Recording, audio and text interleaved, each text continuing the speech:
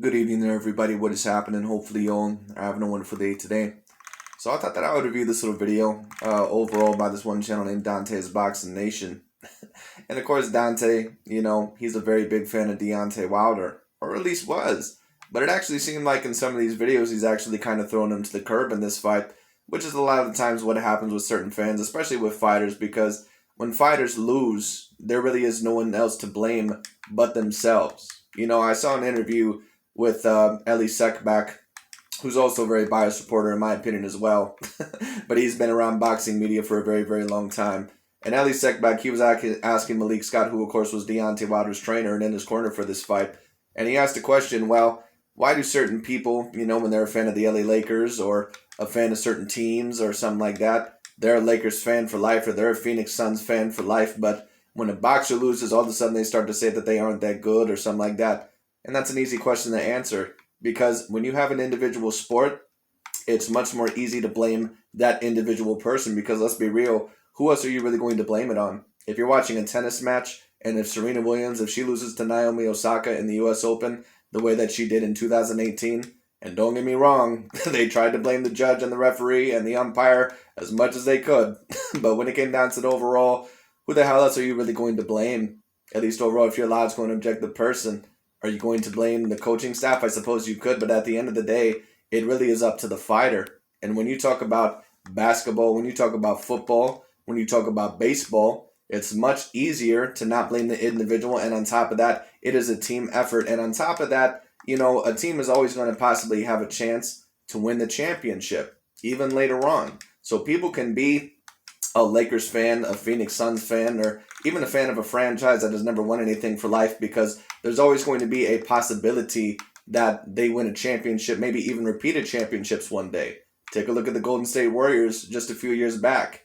They had only won, I believe, one or two championships throughout their time. But then when Steph Curry was in his prominence and then Kevin Durant, of course, joined the team, they won 3 championships. And they went to 5 straight championships. So it is what it is. But Deontay Wilder, people know now deep down in their hearts that Deontay Wilder, after this loss, there's no coming back for him. At least not in terms of ever being recognized as the best heavyweight in the world. And that's what they wanted him to be. But of course, Deontay Wilder, he is not that. That is not me saying that he is not somewhat of a great fighter. Do I think that he will go down as a Hall of Famer? I think he'll go down as a Hall of Famer. But I also need to see him against some of the other top contenders as well. Deontay Wilder, he might end up as a big what could have been, not only because he did not really work on his skill set, but on top of that, who the hell knows? He may decide to retire. He may decide overall to face some of these other top contenders, and he may lose to them. And Deontay Wilder, he may never be the same again after those 2 ass whoopings that he just took. I mean, he got the living shit beat out of him when it came down to it. I mean, I think his literal soul left his body when he got knocked out in that 11th round. But it is what it is. Anyways, let's hear what Dante's Boxing Nation has to say. And then we're going to watch another video of his giving the same excuse that Aki TV gave, which is apparently an alleged slow count. And if you want to say overall that there was an alleged slow count, you possibly could because Russell Mora maybe was a bit slow on the count. But at the end of the day, it still comes to the referee. And at the bottom line is this. Once again, for those of us that know boxing, we know that overall the count is not really actually an official regular 10 seconds. It's all up to the referee and also to the official outside of the ring. But the 10 seconds overall in boxing when it comes to a knockdown, it very rarely is exactly 10 seconds. It usually tends to be a little bit slower. And even if you take a look at Tyson Fury when he got up the second time, even if you were going to time it with the timer, he got up at around, say, 9.7 seconds to 10.1 seconds. So that's around the area overall to where he got up. But at the end of the day, Russell Mora, he told Deontay Wilder to go back to his corner. And he told Tyson Fury to get up. Apparently it was about 6-7 seconds. Tyson Fury got up. And later on he was able to come back. But the reason why the Deontay Wilder fans are so pissed off at that in the first place is because they know overall that, he would never be able to beat Tyson Fury unless he knocked him out. Because he cannot outbox Tyson Fury. But it is what it is. Anyways, let's hear what Dante's Boxing Nation has to say. Let's get into it. Dante's Boxing Nation, what's going on, guys? So after one of the best fights I've seen in quite some time, definitely fight of the year, Deontay Wilder, he finally comes out and gives his thoughts on losing this fight. He said I did my best, but it wasn't good enough. He came to lean on me, try to rough me up, and he succeeded. You know, the irony in Deontay Wilder saying that is right before the fight. I think it was at the weigh-in.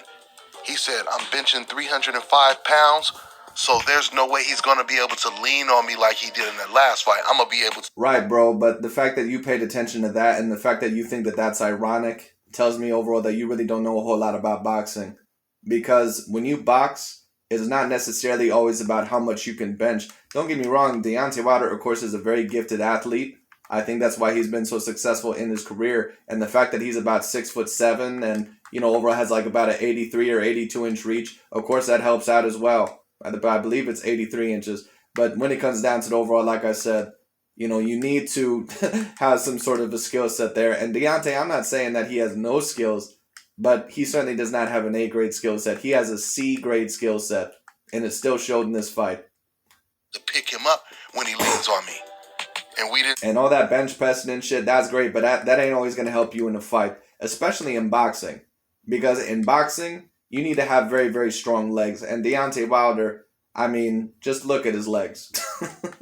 You tell me. Didn't see any of that. We didn't see any of this either. All these combinations we seen Deontay Wilder throwing in training, you see those hooks he was throwing to the body? I kept telling people. Dante sounds like he's about to cry. You can tell that he cried for about an hour right before he did this video. He's wiping the tears from his face right now. But that's why you're not supposed to be a huge fanboy. That's why you're not supposed to have a huge emotional investment. It is what it is, man. It's whatever.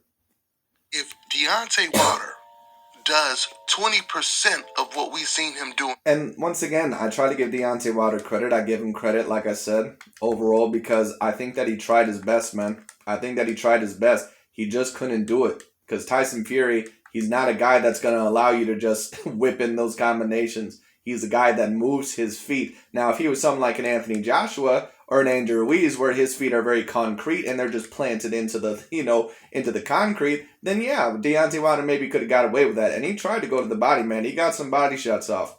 No doubt about it. But, it just wasn't enough. In training, he beats Tyson Fury hands down. And no, he doesn't. But it is what it is. We didn't even get 20%. I didn't see one single hook to the body. I didn't even see one single hook to the head by Deontay. Then that means you didn't watch the fight. And the reason why Deontay Wilder overall was not utilizing some of those things is because, once again, Deontay Wilder, he cannot beat Tyson Fury in a boxing fight. He can't do it. All right? It is what it is. Now, if it was overall, punch outer, overall, if it was like, who can punch harder, then yeah, Deontay Wilder would win that competition. But he cannot beat Tyson Fury in a boxing match. This is what I say. Ryan Garcia, he said something overall to me to where that told me overall that he really did not understand what the hell was going on in this fight. Of course, it's his opinion, but you have to have somewhat of a realistic scope on these things. And when you take a look at Tyson Fury versus Deontay Wilder, and people take a look, and Ryan Garcia, he said something, he thinks that Deontay Wilder was going to beat Tyson Fury because he said, I think Deontay Wilder is more talented than Tyson Fury. And overall, I just think that Tyson Fury was working harder than Deontay, and he was fighting very one-dimensionally. And hard work beats talent when talent doesn't work hard. The old saying or whatever. And that's understandable sometimes to a degree. But when you actually know what you're watching, Deontay Wilder is not more talented than Tyson Fury. Because that was a very dumb way of looking at it, in my opinion, from Ryan Garcia. And that really tells me his mentality. Because overall, that was not really that smart of a thing to say. At least in my opinion. Because Deontay Wilder, he's more physically talented than Tyson Fury in only one area. He's stronger than Tyson Fury in terms of punching power. Every other category, and I mean literally every other category, hand speed, when you talk about head movement, footwork, all right, even possibly chin, Tyson Fury has all that over Deontay Wilder. Stamina, conditioning, he has every single one of those categories over Deontay Wilder. Jab, boxing IQ. That's why when Ryan Garcia overall said that Deontay Wilder, that he's more talented, I said, this dude really has no idea what the hell he's talking about. No offense to Ryan Garcia, but it is what it is. Deontay Wilder. After around the third or fourth round, Now, if you're asking me, has there been certain fights overall where I thought that the more talented fighters did lose because maybe they didn't take the fight seriously or maybe overall they didn't utilize their game plan enough?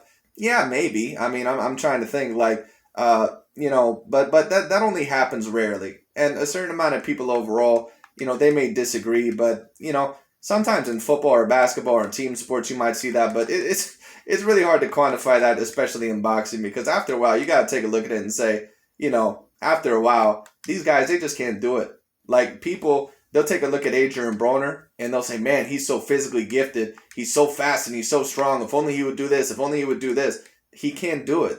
He does not have the mental capacity. He does not have the boxing IQ. He does not have the skill set. And it's the same thing with Deontay Wilder. He completely abandoned his jab. Now, I think that Deontay Wilder more than likely is greater than an Adrian Broner, but I'm going to have to see it. Matter of fact, I remember the commentator saying after like the 7th or the 8th round that Wilder has only threw like 2 or 3 jabs in the last 4 rounds. And this is what I told you he had to do to win the fight. I kept telling you guys, Wilder has to have a stiff jab, one of those Larry Holmes type of jabs to set up the right hand. Right, that's great, but why the hell would you think that Deontay Wilder was going to have a Larry Holmes left jab? Why the hell would you ever think that? Deontay Wilder, he's not a Larry Holmes. Like I said, Deontay Wilder, he's this generation's George Foreman, only a lesser version of him. That's what he is. I don't know why all these people thought that Deontay Wilder, he was just going to be this Larry Holmes. Oh, he needs to stick that jab out there like Larry Holmes. That's great. That's like me saying overall, you know what, Miguel Cotto, when he fights Floyd Mayweather Jr., he needs to stick that jab out there like Floyd Mayweather Jr. Or if he fights, Canelo Alvarez, he needs to stick that jab out there like Floyd Mayweather Jr. Like, that's great. And Miguel Cotto, don't get it wrong, when Miguel Cotto fought, he had an excellent jab. He actually had one of the best jabs in boxing. Like, Miguel Cotto, if he caught you right, he actually could knock you down with his jab. He did that with Joshua Clottey, who's been, in my opinion, a little bit overrated, but it is what it is. Anyways, when it comes down to the overall, Miguel Cotto, even though he had a phenomenal jab, he still does not have the same jab of a Floyd Mayweather Jr. And let's be real, Deontay Wilder, he really has never really had that great of a jab. The only moments where his jab really has looked that good is when he was facing fighters that were way smaller than him and fighters overall that really don't know how to move in on him. Let's be real. Because every other fighter that he fought that could either compete with him in terms of height, reach, or overall something within that sort, his jab has always looked absolutely horrible. Whether it be against Gerald Washington, or Luis Ortiz, or Tyson Fury. Even against Archer Spiltzka. All you have to do is take a look at those fights.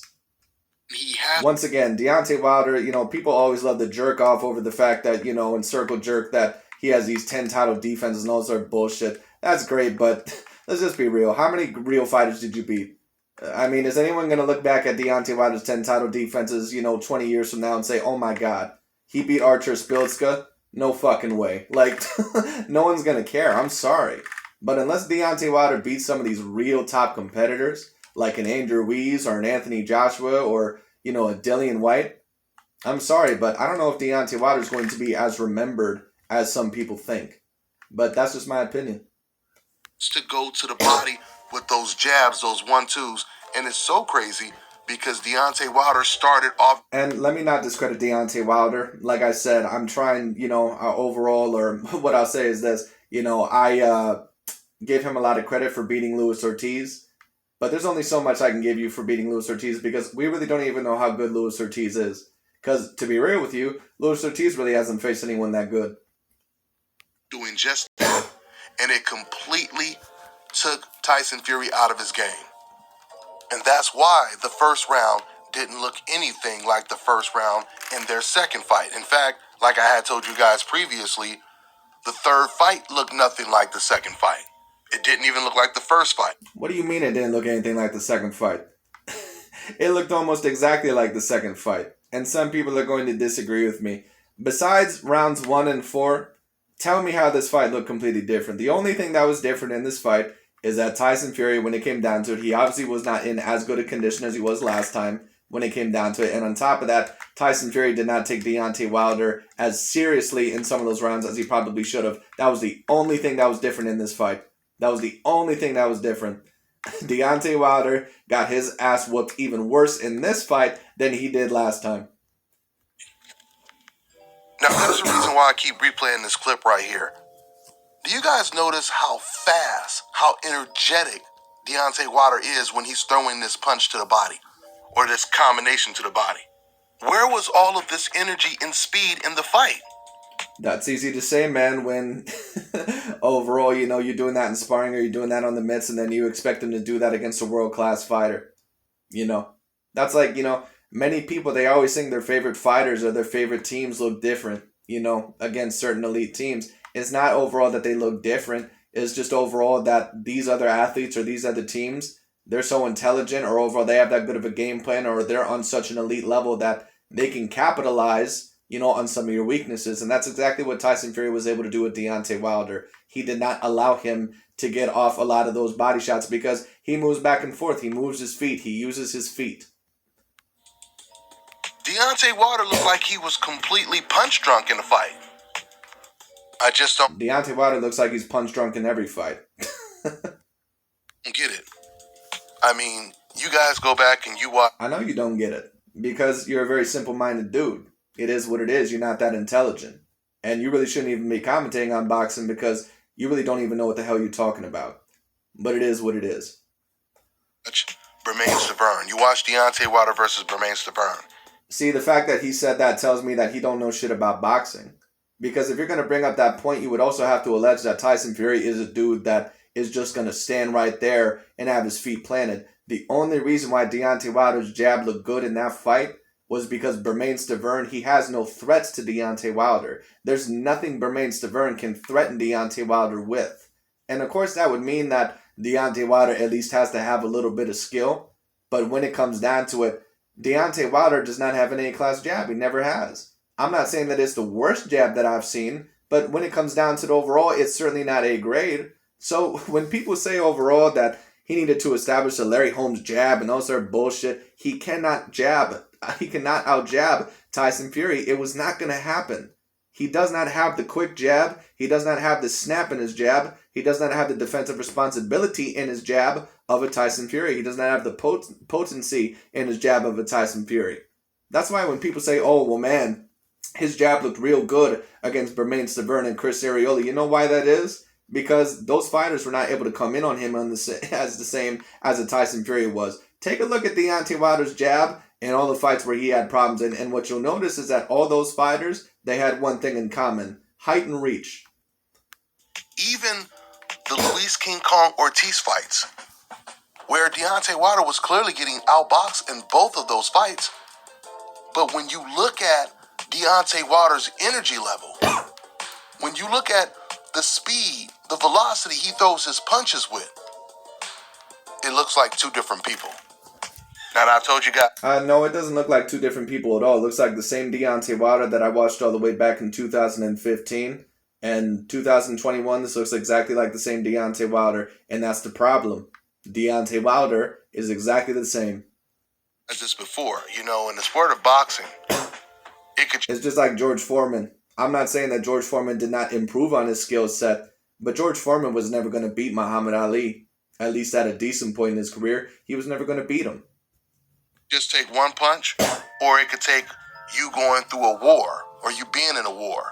Maybe one fight or a couple fights, where a fighter ends up never being the same. You just show up in the ring one day, and now you're unrecognizable, at least with your style, at least what you're doing in the ring, how you look, how you perform. Well, was Deontay Wilder unrecognizable? Was anyone looking at Deontay Wilder, at least anyone with a logical scope on things, and saying, wow, I've never seen that before from Deontay Wilder? Dante, you were expecting Deontay Wilder to do something completely different that he has never done before. That's very rare in boxing that we actually get to see certain people perform on a certain level to where, wow, I've never seen that from that person before, especially within only about a year's time. That's never happened. I've never seen a boxer transition just 1 year and then, like I said, this is why I kept saying, in boxing, I've never seen a fighter get their ass whooped the way that Deontay Wilder did in the rematch last year, and then they have a trilogy match, and then all of a sudden that fighter is just completely different and he just completely wins the fight. Because if you were going to debate that Deontay was going to win this fight, you would have had to debate that there were some competitive moments in the second fight, and there just wasn't. There just wasn't. It is what it is.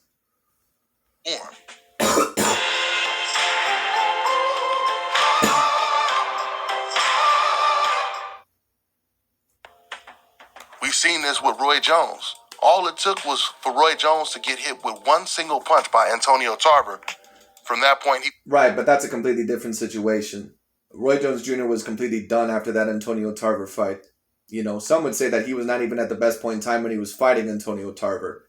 But it is what it is. Roy Jones, after he lost that match, and he was obviously starting to lose some of his reflexes because Roy, his defense really was his reflexes. Like Roy Jones Jr., like I've always said, Roy Jones Jr. is probably the most gifted athlete as a boxer that I've personally ever seen.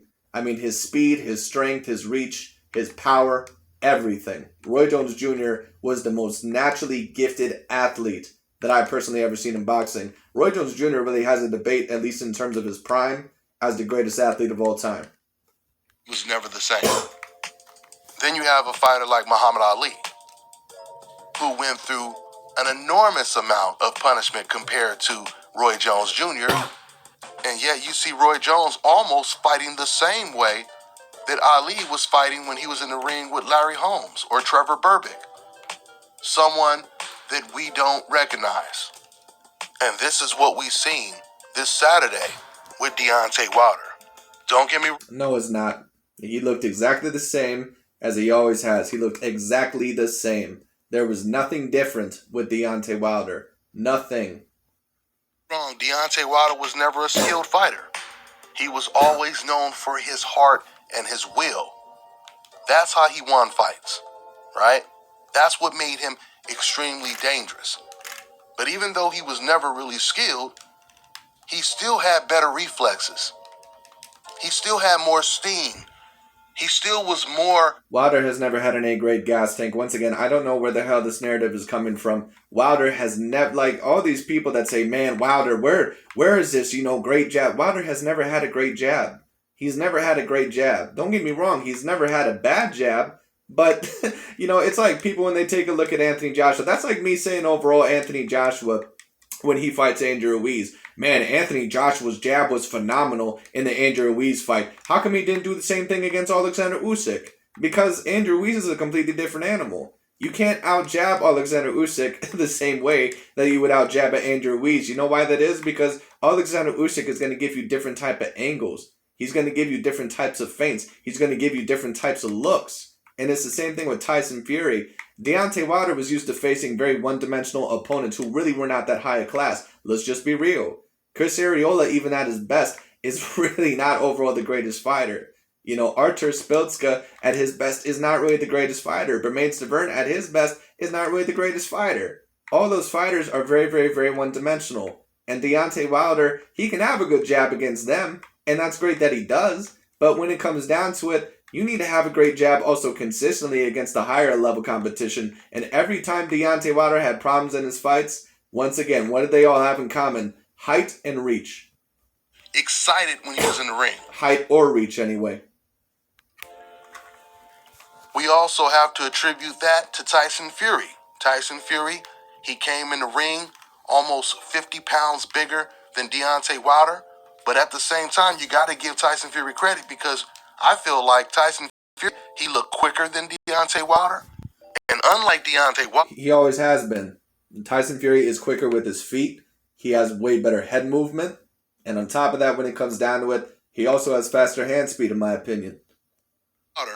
Tyson Fury... Especially with that jab. Fury was actually listening to his trainer. Everything his trainer told him to do, Tyson was doing it. Deontay Wilder, on the other hand, he completely abandoned the game plan after the second round. The first two rounds. No, he didn't abandon the game plan. It's just there was nothing more he could do. There was nothing more that he could do. Because Fury's lead hand, it was too powerful. It was too powerful, it was too potent, and it was too accurate. There was nothing that Deontay Wilder could have done. They could face each other 20 times, and I'm not even sure if Deontay Wilder would beat him once. He was looking great. And once again, he took Tyson Fury out of his game. Tyson didn't know what to do. Tyson didn't even really throw any punches in the first round. Because of that 1-2, that Deontay kept throwing to the body. Do you guys know that if Deontay Wilder would have just stayed with throwing nothing but 1-2s to the body the whole fight, and maybe every once in a blue moon coming up top with some jabs and some right hands, he would have won this fight easy. That's what he tried to do. But Fury, after that first round, figured him out. He said, okay, this dude has nothing else. He's going to try to jab to my body. He's going to try to get that right hand. I'm going to have to counter with that lead hand.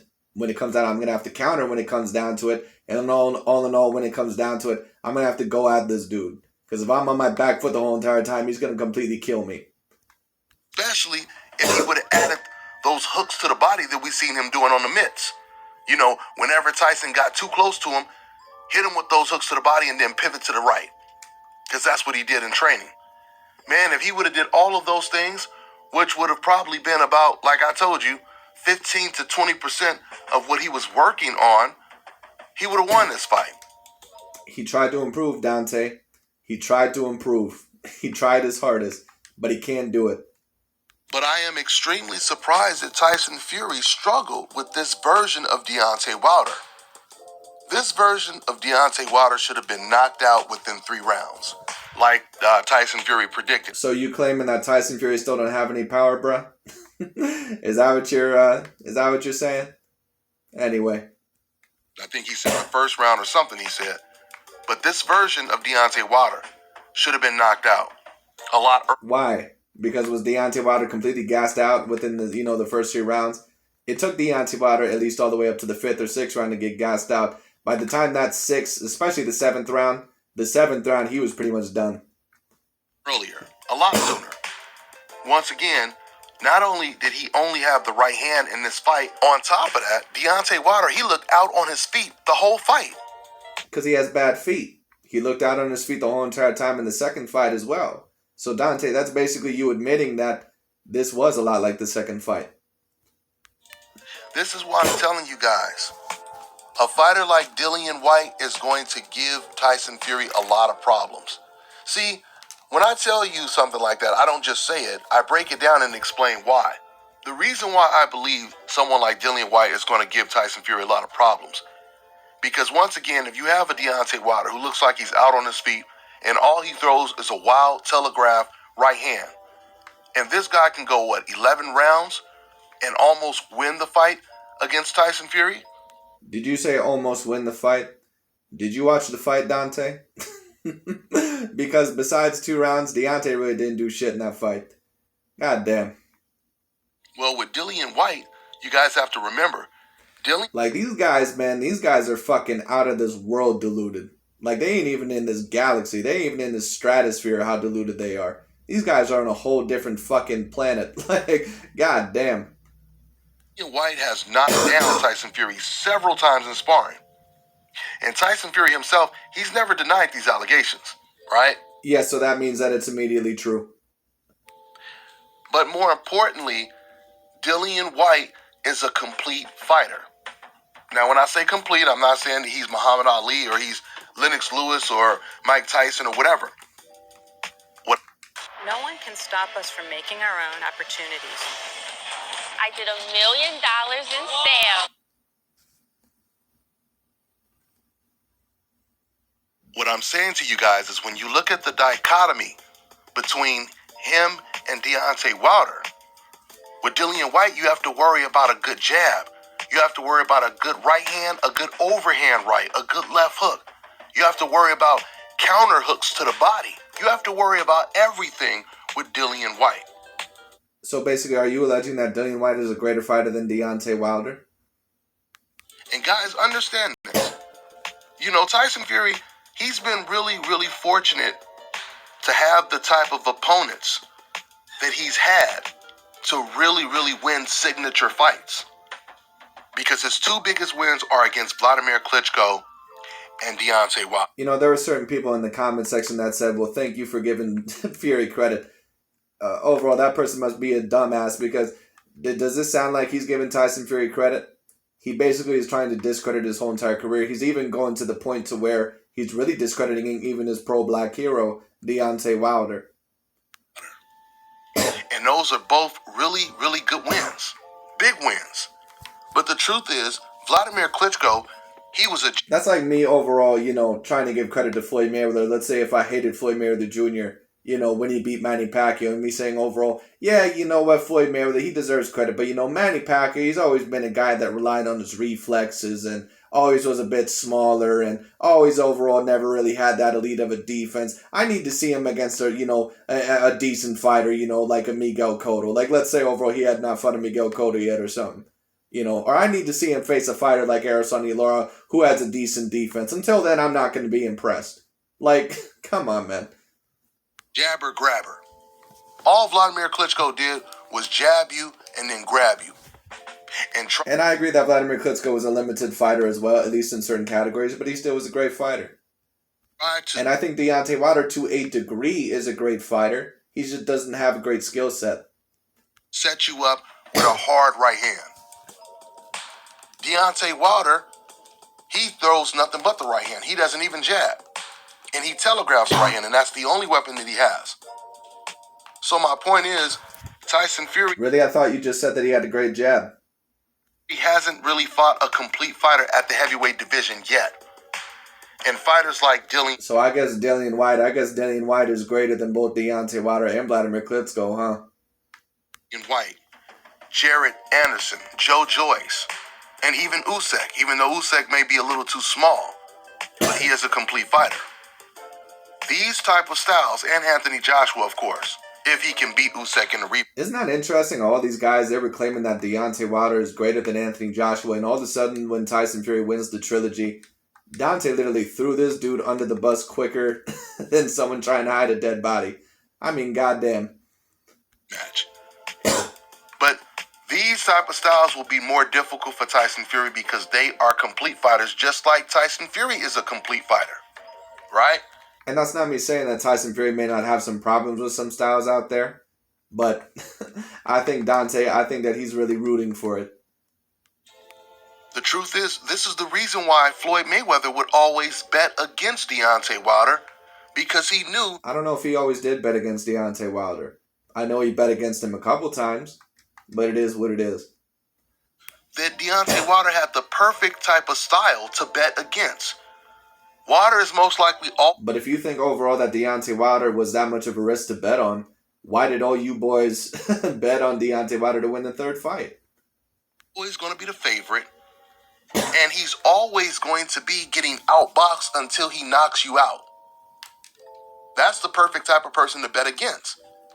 But it was nothing personal, even though Deontay Wilder felt it was personal. It was no different than betting against the Lakers in the finals. You think LeBron James or whoever is going to take that personal? Of course. Are you kidding me? LeBron James takes everything personal. That dude acts like a goddamn chick.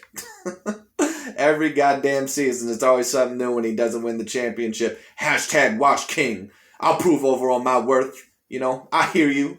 LeBron James always acting like a bitch in some sort of way. Of course not.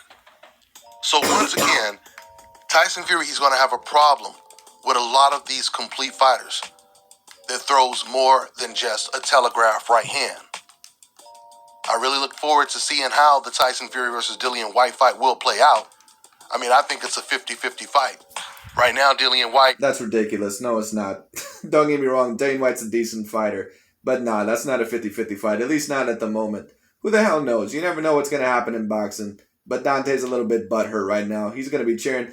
For the first time, this might be the most surprising thing that I've said in months. They're going to be rooting for Dillian White in a fight. Because they used to hate that man. They used to hate Dillian White because he used to trash talk their boo, Deontay Wilder.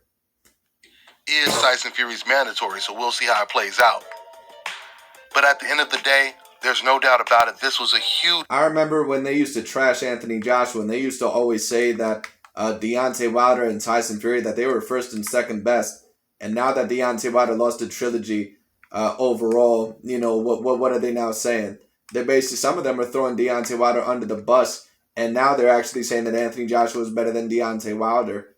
So that just tells me that, once again, they have a racial problem when it comes down to it, and they just never expected Tyson Fury to ever be the first overall best. They expected Wilder to pull out of it, and he never did.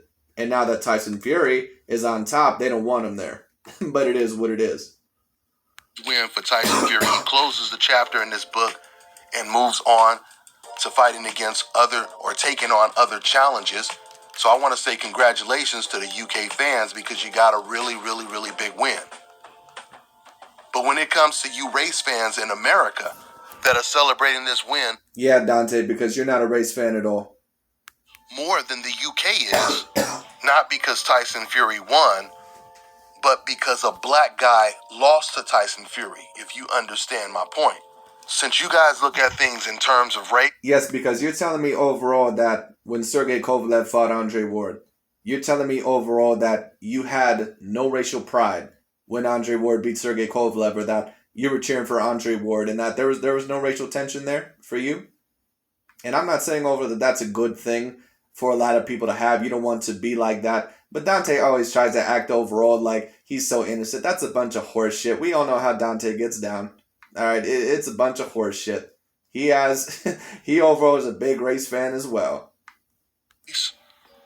I would advise you to look at the scoreboard because basically you guys see 1,000 non-black fighters losing 2 black fighters, and then all of a sudden 1 or maybe even 2 non-black fighters beats a black fighter, and you guys start celebrating with all these racist comments. But this is all I'm gonna tell you. Yeah, because, black fans, they don't have any race comments either. They surely didn't have any race comments when Andre Ward beat Sergey Kovalev, or when Canelo Alvarez beat Gennady Golovkin. They certainly didn't try to, rail those guys over the coals. Get the fuck out of here, man. You better look at the scoreboard. And that's not me saying that it's a great thing to do that to black fighters either. You don't want to do that with any fighters. You always want to be logical and objective. But once again, Dante, he always tries to act as bullshit, say, poor me, poor victim me, when he pulls the same bullshit that a bunch of these race fans or racist fans pull. Dante's no better than any of the other racists. You got a whole lot of points to make to catch up. Once again, this is why black Americans, they don't be jumping up and down. Oh my God, we got the win. Did you see that in your face? Really, black Americans, Dante, I thought it was all about America. I thought it was all about American fighters. That's what you've been telling us for months on end. You cheer for your own country. It's not about black American fighters. It's about American fighters, right? Get the fuck out of here. We don't do this because we used to seeing these kind of wins. This is every day. Boxing is a sport completely based on race, nationality, and pride. And if you don't believe me, I agree with that. You have to do is read the comments. But to a degree, so is every sport. They will tell you. Not even the comments. You could talk to people in person. And you could see how we talk about non-black fighters versus black ones. We know what time it is. Even in football, with that Tom Brady and Patrick Mahomes matchup in the Super Bowl last year, there was a bit of a racial tension there. I'm not sure if the media really covered it or anything like that, but trust me, there was a bunch of racial tension there. And that's why certain people, they're trying to promote Patrick Mahomes in a positive light, because you have a certain amount of people that are trying to really push the racial angle in a positive light for him. And some people, like some of the Caucasian, media people, they're kind of against him, because you can tell overall that they fear that he might be labeled overall as the greatest quarterback of all time. That remains to be seen, but we'll see what happens. At the end of the day. With that being said, I'm going to wrap this video up. That's all I got for now, guys. I'm on to the next one.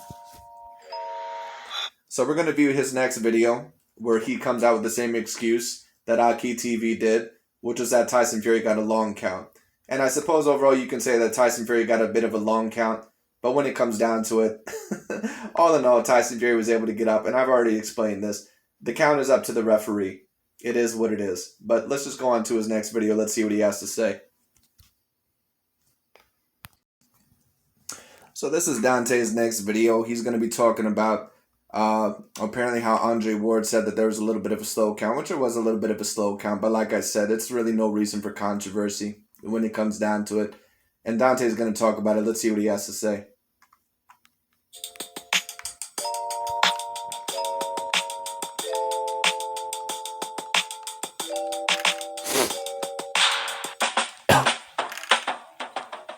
Dante's Boxing Nation, what's going on, guys? So, man, for the last 24 hours, people continuously keep sending me these posts and these articles about Tyson Fury being on a canvas for damn near 15 seconds when he got knocked down the second time against Damn near 15 seconds. That is so damn ridiculous. Deontay Wilder this past Saturday. Andre Ward, he actually pointed this out during the fight. When Tyson Fury got knocked down, he said that was a really, really slow count. Well, it turned out it was a lot slower than a lot of us thought. And coincidentally, the exact same thing happened in the first fight when Deontay Wilder knocked down Tyson Fury, and it was only seconds before the fight was over. So that right there was the clip of the first fight. Now I'm going to play you guys a clip of what happened in this third fight. Once again, man, these people just don't get it. And they don't get it because they don't know anything about boxing. And that's why they shouldn't be commentating on boxing. And that's why these channels are not to be taken seriously. Once again, the count is not up overall. It's not on an actual timer. It's called a boxing count, not an actual count, not actual 10 seconds. Because it's, in all reality, most counts are not actually just 10 seconds. They probably are going to be a little bit longer or a little bit slower, depending on the referee. And I'm going to play you the actual video that a lot of people had sent to me. The YouTube channel name is Scripting College. Go ahead and subscribe to his account. Check out this clip, guys. We're going to fast forward this clip because he's not really going to reveal anything more than we already don't know from the Aki TV video or basically the Dante's Boxing Nation video. All he's going to allege is that Tyson Fury went down at 17 and all in all he got back up at 6. If you actually watch, like I said before, if you actually watch overall the count when it comes down to it. Now, didn't these guys just allege overall that it was about 15 seconds? But he was down at the 17 and then he got back up at the 6 seconds. Now, is that 15 seconds? Does that sound like 15 seconds to you guys? Come on, man.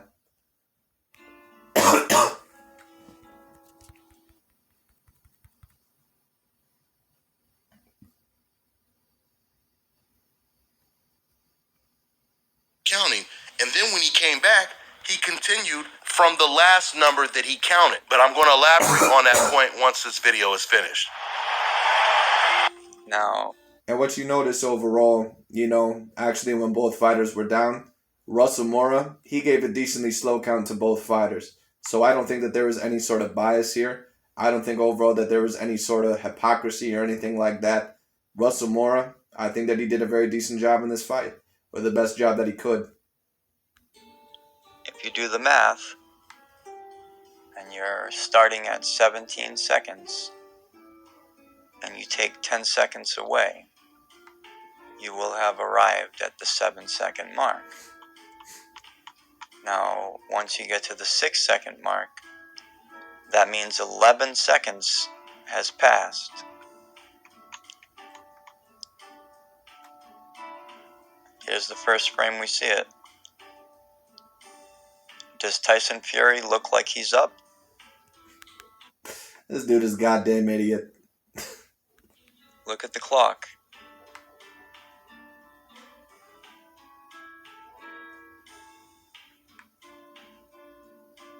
That means 11 seconds has gone by. And Tyson Fury is still down.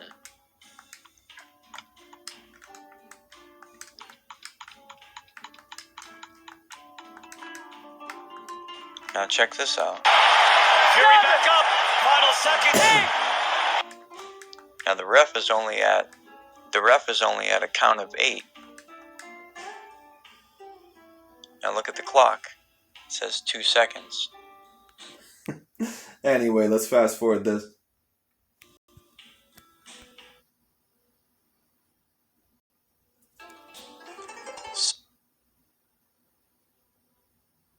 Bye.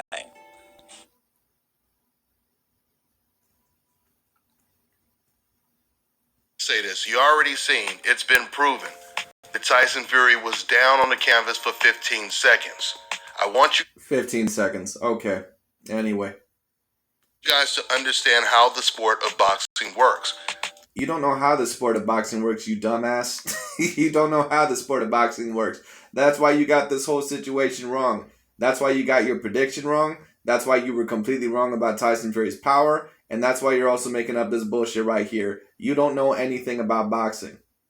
There is a person called To quote overall Floyd Mayweather's uncle, I believe overall, who recently passed away, Roger Mayweather. You don't know shit about boxing. Timekeeper. And the reason why they have a timekeeper is just in case. At least I believe it was Roger Mayweather who said that. If it wasn't him, then it was one of the Mayweathers. I can't remember who it was. The referee is distracted and there's a whole bunch of things going on, he doesn't lose count. That's why if you guys always notice, you will always see a ref, he's moving one fighter to a corner and then he turns and he looks at the timekeeper to see what the count is, right? That's why they have the timekeeper there. Now we all know, because Tyson Fury is on the hope list, everyone is going to say, oh, well, it doesn't matter. That's exactly overall why Deontay Wilder fell for this stupid bullshit.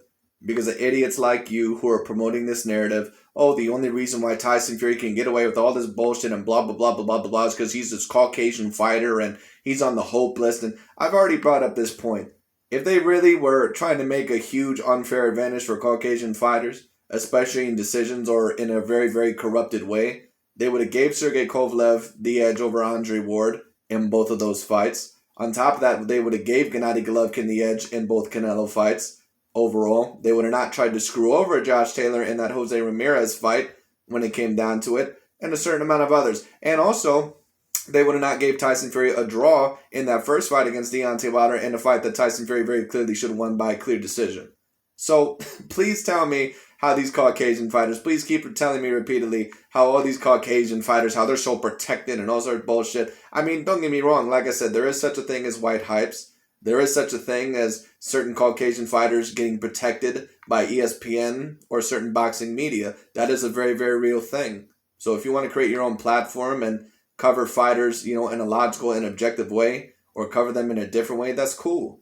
But when you do overall, this bullshit to where you're on this racial agenda bullshit, to where you're very obviously biased and not objective, that's a problem. And you're trying to spread all these bullshit narratives, you're not helping anybody.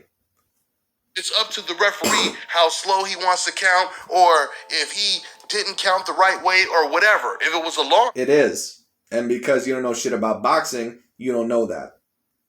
Count, it's up to the referee. It's subjective. But guys, ask yourself this question. Like Tony Harrison and Jermell Charlo, they had a fight not too long ago with Tony Harrison where he was knocked down. But because that was a fight between two black fighters, black American fighters especially, they didn't really give a shit overall if Tony Harrison was going to win the rematch. I mean, I'm not going to say that. They did want Jermell Charlo because the Charlo brothers, they're very important to them because they want them to possibly beat Canelo or they want to use their name to possibly go against Canelo. But when it comes down to the overall, Tony Harrison, he had a little bit of a long count against Jermell Charlo as well when he was knocked down. The same referee, Jack Reese, I believe, overall, who had that same count with Tyson Fury and Deontay Wilder. And they didn't say shit about it. What is the purpose of counting to 10 if it doesn't matter if they count to 15 or 20 or 30? There would be no count. But they didn't count to 15 or 30, Dante. Even if the count was a bit late, Fury got up in about 11 seconds at max when it comes down to it. So it is what it is. No such thing as a 10 count if it didn't matter if they counted to 10 or not. Listen, we know. And some people are going to say, well, if he was on the ground for about 11 seconds, at least in terms of a timer's time, shouldn't that mean that he's knocked out? Well, not necessarily, because those are not the rules of boxing. Once again, if you want to do that, then maybe you should stipulate that boxing should have a timer rule, which means that as soon as a glove or as soon as the knee touches the canvas or something of a sort, or as soon as a glove touches the canvas, they should have a timer and they have exact seconds. Then we don't necessarily need referees to do counts anymore. Then we can rely on a timer. But as of right now, those are not the rules. What time it is. And just for the record, that video that I just played, the man who put was a Caucasian. No way. It is what it is. That video out. Doesn't matter if that dude was a Caucasian or not. That dude is a goddamn idiot and doesn't know anything about boxing, just like you. Oh, he was not black, so I know that's really going to upset you guys because you ain't going to be able to call him no racial slurs. And I know this video, just exposing this, is going to enrage all of these race fans. It's going to enrage all the pro-blacks. That's all it's going to enrage. But the thing is, This is not Tyson Fury's fault. This is the fault of the referee. So since it's going to piss you guys off so much when you see this video, that it's been proven that a referee did... Like I said, man, some of these guys, they're never going to give Tyson Fury his credit, and that's okay. You don't really expect that. Because these guys, they act like children. They're morons. They're not to be taken seriously. To protect Tyson Fury, all you guys have to do is imagine if this referee did it for a black heavyweight who was on... Now, I wonder if the roles were reversed, let's say for the Andre Ward versus Sergey Kovalev fight. You know, I remember when so many people, they were complaining that Sergey Kovalev got low blowed. And in my opinion, the punches were a little bit low. I can't necessarily call them 100% too low because I've seen worse. Of course, it doesn't always mean that just because I've seen worse, that doesn't mean that it was a low blow. I thought they were a bit low. I think maybe if I was a ref, I think I would have told him to keep it up. But at the same time, I could see the argument for it being right around the belt line. So, it is what it is. Canvas for 15 seconds after getting knocked down by someone who looked like Tyson Fury. That's all I got for now, guys. I'm on to the next one. All right, now check this out, guys. If you... Good Lord, man. Dante is despicable, I'll tell you what. But anyways, man, that's really about it for today. Thank you all so much for watching. I'll talk to y'all later. And we'll see overall where Deontay Wilder goes from here. But hopefully he's finally realized that all these people, they're not going to help him. I doubt it because Deontay Wilder, I think that he's kind of an idiot. And I don't think that he's going to realize it. And I think that he wants to go on that bandwagon because Wilder, he's a natural excuse maker. So it is what it is. But anyways, that's really about it for today. Thank you all so much for watching. I'll talk to y'all later.